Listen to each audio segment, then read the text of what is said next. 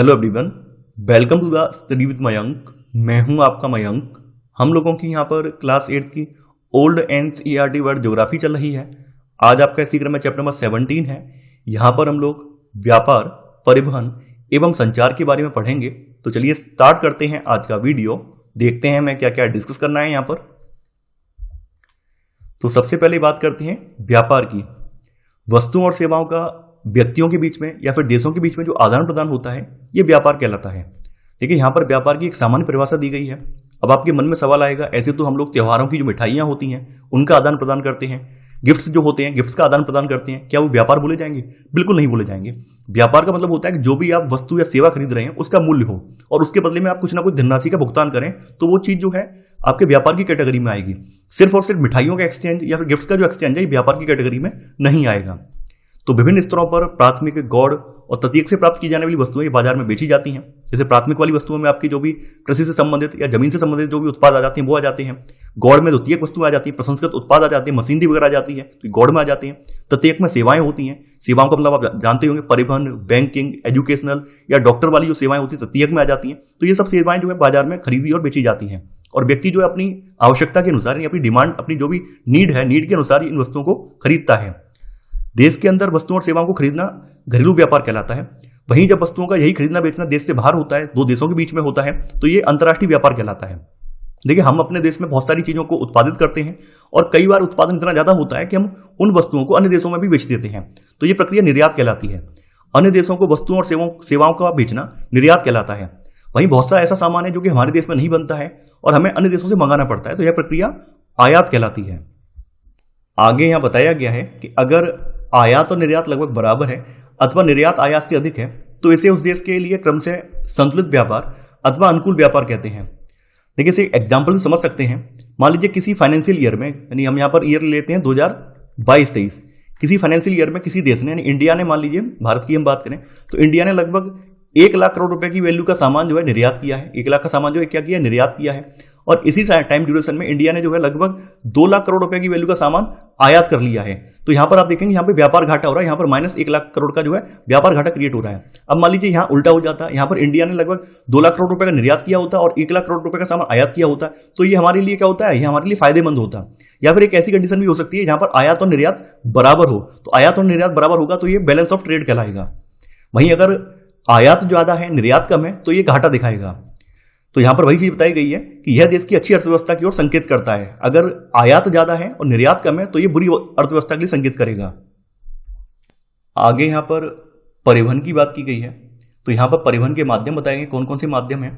सड़कें, रेल मार्ग, जली मार्ग जिसमें कि अंतर्देशीय और तटीय दोनों शामिल हैं, और वायु मार्ग न केवल देश के अंदर विभिन्न स्थानों को जोड़ते हैं बल्कि ये हमारे देश को अन्य देशों से भी जोड़ते हैं। सबसे पहले सड़कों की बात करते हैं। देखिए सड़कें सबसे अधिक महत्वपूर्ण परिवहन के साधन हैं। सड़कों को बनाना बहुत ज़्यादा आसान और सस्ता होता है। इसके अलावा सड़कों की पहुंच जो है काफ़ी ज़्यादा है। देखिए रेलवे लाइन की अगर बात करें तो रेलवे लाइन को हम हर जगह नहीं बिछा सकते हैं। अगर रेलवे लाइन को हम बिछाते हैं तो हमें किसी निश्चित स्थान पर स्टेशन भी बनाना होगा जिससे कि लोग ट्रेन में चढ़ और उतर सकें। जबकि सड़कों का क्या है, सड़कों को हम किसी इंडिविजुअल व्यक्ति के घर तक भी पहुंचा सकते हैं, तो सड़कों की पहुंच अधिक होती है। भारत में सड़क मार्गों की कुल लंबाई लगभग 64 लाख किलोमीटर है, जिसमें पक्की और कच्ची दोनों प्रकार की सड़कें शामिल हैं। भारत के पास संयुक्त राज्य अमेरिका के बाद दुनिया का दूसरा सबसे बड़ा सड़क जाल है, यानी हमारे पास दुनिया का दूसरा सबसे बड़ा सड़क नेटवर्क है। अत्यंत महत्वपूर्ण सड़कें जो देश के विभिन्न भागों को जोड़ती हैं और कई राज्यों से होकर गुजरती हैं, राष्ट्रीय महामार्ग कहलाती हैं। इन्हें नेशनल हाईवे कहा जाता है। अगर नेशनल हाईवे की बात करें तो नेशनल हाईवे कुल सड़कों के जाल का 2% से भी कम है, लेकिन ये देश के लगभग 40% सामान और व्यक्तियों को एक स्थान से दूसरे स्थान पर ले जाते हैं। यानी कहने का मतलब यह है कि जो नेशनल हाईवे वाला जो नेटवर्क है, इसका आपके सड़क मार्ग में केवल 2% से भी कम योगदान है। लेकिन अगर सामान की बात करें, व्यक्तियों की बात करें, तो ये लगभग 40% सामान और व्यक्तियों को एक स्थान से दूसरे स्थान पर ये ले जाती हैं। देखिए जो राष्ट्रीय महामार्ग है, इनका निर्माण और देखभाल केंद्र सरकार करती है। वहीं कुछ महत्वपूर्ण सड़कों का राज्य के अंदर विकास और देखभाल होता है, तो ये जो है राज्य सरकार के द्वारा किया जाता है। तो ये ऐसी सड़कें जो होती हैं ये राज्य महामार्ग या फिर स्टेट हाईवे कहलाती हैं। रेल मार्ग की बात करें तो देखिए जैसा कि आप जानते हैं कि भारत में पहली रेलगाड़ी सन 1853 में मुंबई से ठाणे के बीच 34 किलोमीटर की दूरी के लिए चलाई गई थी। अगर वर्तमान में रेल मार्गों की लंबाई की बात करें तो अब रेल मार्गों की कुल लंबाई लगभग 68,000 किलोमीटर है। हालांकि आज़ादी के बाद बहुत ज़्यादा विस्तार नहीं हो पाया है। विस्तार न होने का रीजन ये था कि आज़ादी के समय जो लाइन थी वो छोटी लाइन थी, उसको बाद में फिर बड़ी लाइन में यानी कि ब्रॉड गेज में कन्वर्ट किया गया, इसी वजह से ज़्यादा विस्तार नहीं हो पाया है। तो देश का लगभग 3/4 यात्री परिवहन तथा लगभग 60% माल परिवहन रेलों के माध्यम से संपन्न होता है। जैसा कि आप लोग जानते हैं, भारी भरकम सामान को भेजने के लिए या लंबी दूरी की यात्रा करने के लिए ट्रेन जो है सबसे सुगम माध्यम है, क्योंकि ट्रेन का किराया भी सस्ता होता है और आसानी से हम लंबी दूरी की यात्रा भी कर सकते हैं और लंबी दूरी तक सामान भी भेज सकते हैं। भारतीय रेल मार्गों को रेल की पटरियों के बीच की दूरी के अनुसार 3 श्रेणियों में विभाजित किया जा सकता है। सबसे जो बड़ी लाइन है वो बड़ी लाइन या ब्रॉड गेज, जिसके 2 पटरियों के बीच की जो चौड़ाई ये बताई गई है कितनी है, 1.69 मीटर है। इसके बाद छोटी लाइन आ जाती है, इसको या छोटी लाइन या फिर मीटर गेज कहा जाता है। इसके बीच की जो पटरियों की जो चौड़ाई होती है 1 मीटर होती है। फिर सकरी लाइन या फिर नैरो गेज आती है, जिसकी जो 2 पटरियों के बीच की चौड़ाई जो है 0.77 मीटर है। देखिए नैरो गेज जो आपके खास करके पहाड़ी जो इलाके हैं वहां पर देखने को मिलती है। पहाड़ी इलाकों में लगभग 4000 किलोमीटर के करीब नैरो गेज लाइन अभी भी बिछी हुई है। जलमार्ग की बात करें तो जैसा कि आप लोग जानते हैं भारत की एक लंबी तटीय रेखा है, तो हमें ऐसे करके जलमार्ग का भी लाभ मिलता है। समुद्री व्यापार का लगभग 90% आपके भारत के 12 प्रमुख पत्तनों के द्वारा किया जाता है। ये 12 प्रमुख पत्तन कौन कौन से हैं? कोलकाता, पारादीप, न्यू मंगलौर, कोचीन, नावा शेवा, मुंबई, कांडला, मरमगांव, तूतीकोरिन, चेन्नई, एन्नौर, विशाखापट्टनम, ये प्रमुख 12 पत्तन हैं जिनके जरिए हमारे देश का लगभग समुद्री व्यापार लगभग 90% किया जाता है। हालांकि भारत में बहुत सी नदियां भी हैं, परंतु अंत्यस्थली नौ संचालन लगभग नगण्य है। यानी हमारे यहाँ बहुत सारी नदियां भी हैं, लेकिन वहां पर अंत्यस्थली जो नौ संचालन है वो बहुत ज्यादा नहीं होता है। देखिए जलमार्ग जो 2 प्रकार के होते हैं, एक तो अंत्यस्थली होते हैं और एक जो है समुद्री होते हैं। तो हमारे यहाँ समुद्री वाला भी है, क्योंकि समुद्र हमारी लंबी तटरेखा है, तो समुद्री मार्ग भी काफी ज्यादा है। इसके अलावा जो अंत्यस्थली जो नदियां वगैरह है, इनमें भी हम नाव वगैरह या फिर जहाज वगैरह चला सकते हैं। लेकिन हमारे यहाँ जो अंत्यस्थली जलमार्ग है वो बहुत ज्यादा प्रयोग में या प्रचलन में नहीं लाए जाते हैं। जैसे बताया गया कि गंगा और ब्रह्मपुत्र भारत की 2 नाव्य नदियां हैं। गोदावरी और कृष्णा नदी के निचले भाग में नाव्य है।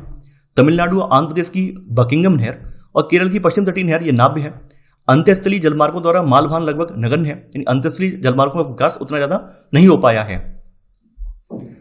यहां पर देश के प्रमुख जलमार्गों के बारे में बताया गया है।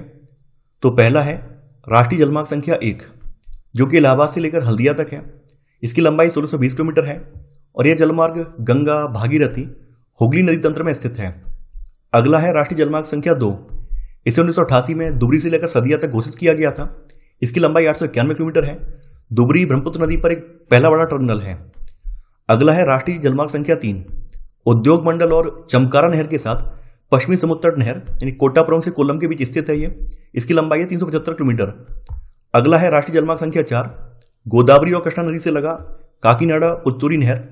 इसको 2008 में राष्ट्रीय जलमार्ग 4 घोषित किया गया है। इसकी टोटल लेंथ है 1078 किलोमीटर। तो ये प्रमुख जलमार्ग हैं आपके। इसके अलावा कुछ और भी जलमार्ग हैं, हालांकि मैंने 4 ही यहां पर रखे हैं। अब है वायु मार्ग। तो जैसा कि आप लोग जानते हैं वायु परिवहन का एक तेज, नवीनतम किंतु महंगा साधन है, यानी काफी ज्यादा कॉस्टली है। हालांकि इस साधन के जरिए हम लोग दुर्गम स्थानों पर भी पहुंच सकते हैं। भारत में वायु परिवहन का प्रारंभ सबसे पहले सन 1911 में किया गया, जिसे प्रयागराज से नैनी के बीच डाक सेवा के रूप में प्रारंभ किया गया था। 1953 में वायु सेवाओं का राष्ट्रीयकरण कर दिया गया, यानी गवर्नमेंट सेक्टर के अंडर में आ गई। हालांकि पुनः विराष्ट्रीयकरण कर दिया। भारतीय विमानपत्तन प्राधिकरण एयरपोर्ट अथॉरिटी ऑफ इंडिया देश में जमीन एवं वायु क्षेत्र में नागर विमान अवसंरचना के सृजन, उन्नयन, अनुरक्षण और प्रबंधन का कार्य करता है। यानी एयरपोर्ट अथॉरिटी ऑफ इंडिया जो है एयरपोर्ट्स के संचालन के लिए उत्तरदायी है। एयरपोर्ट अथॉरिटी ऑफ इंडिया की स्थापना जो है 1 अप्रैल 1995 को की गई थी। 5वां है आपके संचार के साधन। देखिए पुराने समय में संचार के साधन जो थे वो परिवहन से जुड़े हुए थे। यानी कोई व्यक्ति जो है अगर मैनुअली कहीं जा रहा है तो अपने साथ सूचना या पत्र वगैरह ले जाता था और दूसरे स्थान पे पहुंचा देता था।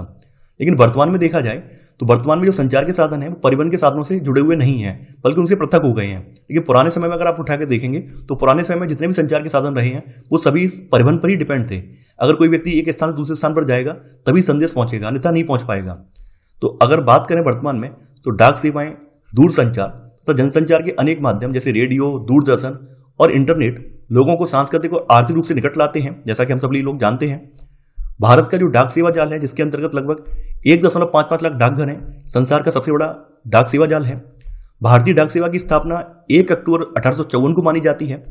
तब तत्कालीन भारतीय वायसराय लॉर्ड डलहौजी ने इस सेवा का केंद्रीकृत किया था। देखिए अंग्रेजी हुकूमत ने 1854 में ही भारत में रेल डाक सेवा की शुरुआत भी की थी। देश में डाक और तार का मतलब टेलीग्राम तो इनकी शुरुआत दो अलग अलग विभाग के तौर पर हुई, हालांकि दोनों का विकास समानांतर रूप से हुआ है। 1914 में प्रथम विश्व युद्ध के दौरान इन दोनों विभागों का विलय कर दिया गया। देखिए 2016 में जो तार सेवा, टेलीग्राम सेवाएं बंद कर दी गई है, ये काफी इंपॉर्टेंट फैक्ट है, कई बार एग्जाम में पूछे गए हैं कि तार सेवा कब बंद की गई, तार सेवा का प्रारंभ कब हुआ था, ये आपको पता होना चाहिए। टेलीग्राम सेवा जो 2016 में बंद हुई है, स्टार्टिंग इसकी जो है 1854 में मानी जाती है। तो ये था हमारा आज का वीडियो। आई होप आपको आज का वीडियो पसंद आया होगा। आप लोग इस वीडियो को लाइक और शेयर करना बिल्कुल मत भूलिए। तो चलिए आज की बस इतना ही। Thanks for watching. जय हिंद।